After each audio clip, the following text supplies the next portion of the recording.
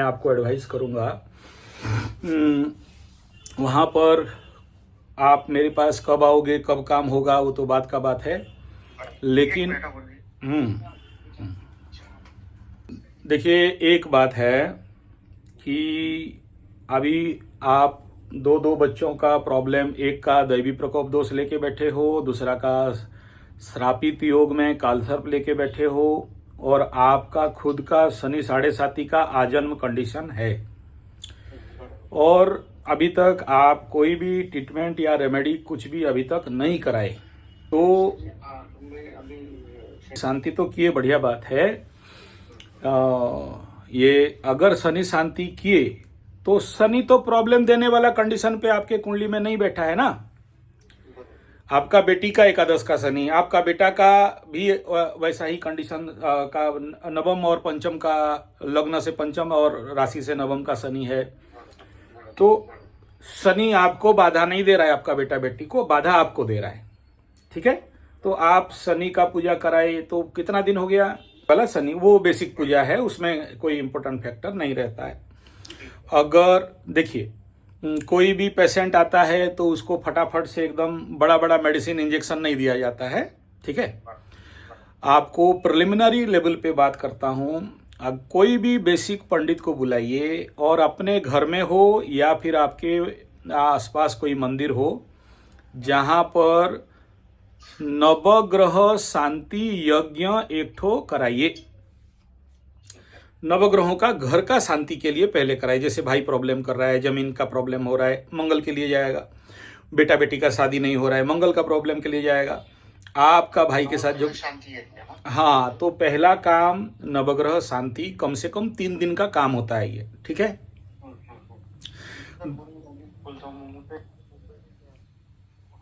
आराम वाला काम नहीं होता है। 9 ग्रहों का अगर 108 आहुति देते हैं तो भी 1008 आहुति होता है। 1008 आहुति के लिए एक आदमी को करीब करीब 7 घंटा का खाली हवन का टाइम लगता है। ठीक है, कम से कम 7 किलो का घी खर्चा होता है।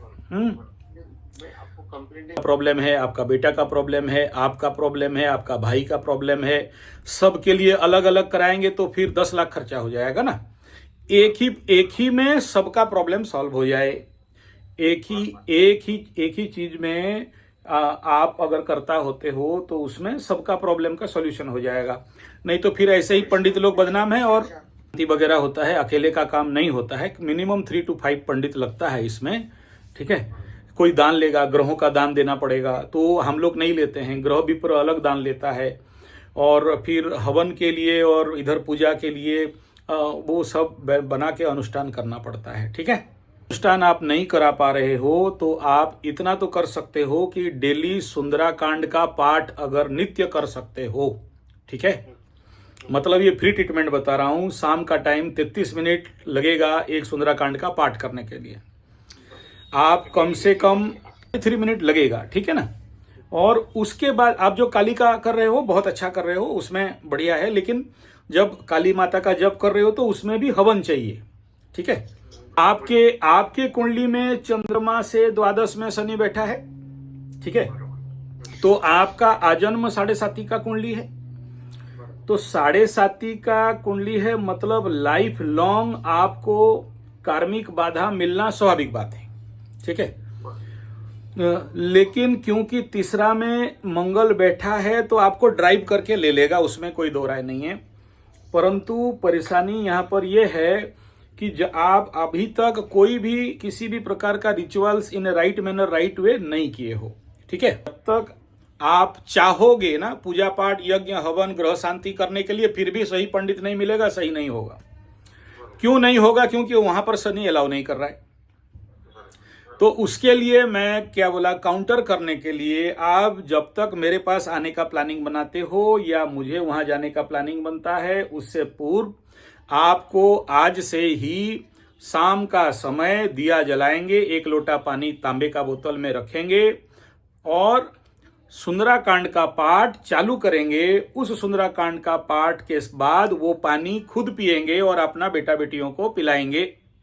ठीक है, आप 90 से 100 पाठ करते करते आप खुद देख लेना कि आपका दिमाग का बत्ती कैसे जलता है और आपका दिमाग कैसे खुलता है। In the day you feel something कि आपका सर से बहुत बड़ा एक भारी चीज जो हल्का हो गया, प्रैक्टिकली यू फील।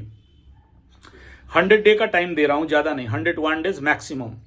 101 दिन के हनुमान सुंदराकांड का पाठ, उसमें आप अपना प्रार्थना करना कि मेरा बेटा का शादी हो जाए, बेटी का शादी हो जाए, और मेरा भाई का दिमाग ठीक हो जाए, और मेरा काम बाकी जो भी समस्याएं हैं वो दूर हो जाए। ये प्रार्थना करके ससंकल्प करना है, कोई पंडित पंडित बुलाने का आवश्यकता नहीं है। 101 पाठ हो जाएगा। उसके बाद आपका दिमाग में क्या आया क्या नहीं आया, आप खुद, आपको रास्ता मिल जाएगा, मेरे पास भी आने का जरूरत नहीं पड़ेगा। ठीक है, कर रहे हैं उसको, जो कर रहे हैं करिए। अभी मैं काली माता जी को रेकमेंड नहीं करूंगा, क्योंकि अभी शनि का महादशा आपका खत्म है। अभी बुध एक्टिवेट है, और बुध एक्टिवेट, बुध में सूर्य चल रहा है।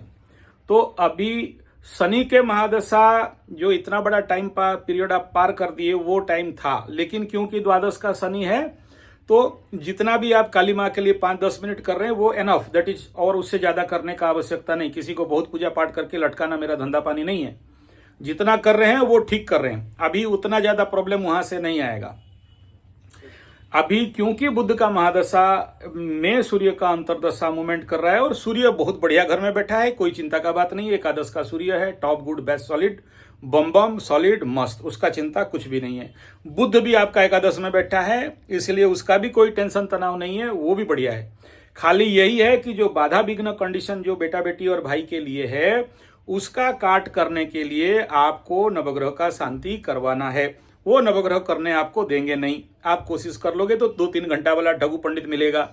उसको काउंटर करने के लिए आपको बता दिया, आप 101 डेज का पूरे सिंसियरिटी के साथ शाम का समय आपका, या सोने से पहले नहा धो के दिया प्रज्वलित करके 1 लोटा पानी रख के तांबे के बर्तन में आप सुंदराकांड का पाठ करके सुंदराकांड का पानी पी लो।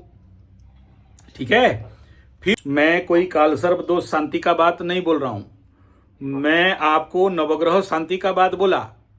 ठीक है, किसी का कुंडली में पकड़ लो, जैसे आपके कुंडली में, आपके बेटी के कुंडली में देवी, इष्ट देवी, कुल देवी प्रकोप दोष बना है। ठीक है, यानी आपके बेटी के माध्यम से आपको कष्ट देने के लिए आपका इष्ट देवी कुल देवी का एनर्जी नेगेटिव हुआ है। ठीक है, आप बोलोगे कि मैं बाकी रास्ता करके निकल जाऊंगा, तो जब तक इष्ट देवी कुल देवी अलाउ नहीं करती है तब तक आपका कोई काम नहीं बनेगा, और करोगे तो उसका नेगेटिव इफेक्ट आएगा।